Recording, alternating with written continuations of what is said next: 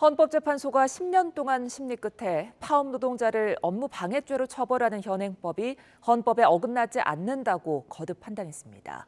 단순 파업까지 처벌하는 건 지나치다는 위헌 의견이 더 많았지만 위헌 정족수에 한 명이 부족했습니다. 나혜인 기자입니다. 지난 2010년 현대자동차 전주공장 비정규직 노조 간부들은 협력업체 직원들의 정리해고에 반발해 휴일 노동을 거부하는 파업을 주도했다가 재판에 넘겨졌습니다.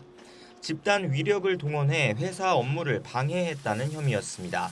이들은 단순 근무 거부까지 업무방해죄로 처벌하는 건 지나치다고 항변했지만 1심과 2심 법원에서 거듭 유죄 판결이 나오자 헌법재판소 문을 두드렸습니다.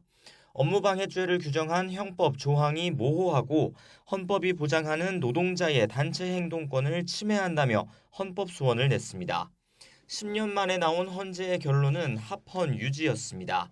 지난 2011년 파업 행위의 업무방해죄 성립 요건을 축소 해석한 대법원 판결이 주된 근거가 됐습니다. 당시 대법원은 사용자가 예측할 수 없을 만큼 전격적으로 파업하거나 중대한 피해를 일으켰을 때만 업무방해죄를 적용할 수 있다고 판시했는데 이를 존중하겠다는 겁니다. 저는 합의체 판결에서 이 조항에 대한 확립된 해석을 제시하고 있으므로 단체 행동권에 대한 과도한 제한이나 위축 문제는 해소되었습니다. 헌재는 앞서 지난 2010년까지 세 차례에 걸쳐 같은 사안의 합헌 결정을 내렸습니다. 다만 이번에는 위헌 의견이 더 많았습니다. 재판관 9명 가운데 5명이 폭력 같은 유형력을 행사하지 않는 소극적인 파업까지 처벌하는 건 단체 행동권 침해라고 뜻을 모았습니다. 하지만 위헌 결정을 위한 정족수는 6명이어서 결론이 뒤집히진 않았습니다.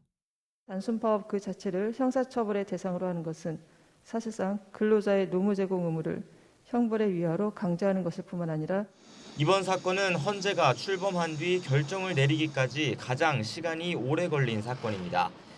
사법농단 혐의로 재판받는 양승태 대법원 인사들이 헌재가 법원 판결과 배치되는 결정을 내릴까 우려해 파견 판사를 통해 내부 정보를 캐고 청와대에 보고한 정황이 드러나 논란이 일기도 했습니다.